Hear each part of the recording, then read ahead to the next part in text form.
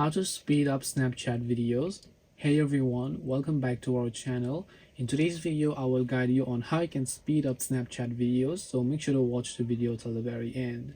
So if you want to speed up Snapchat videos, it is actually quite very simple to do so. All you have to do is go ahead and first of all, make sure to launch a Snapchat app.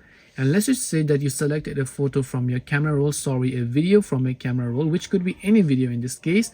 In this case, I'm selecting this video, right?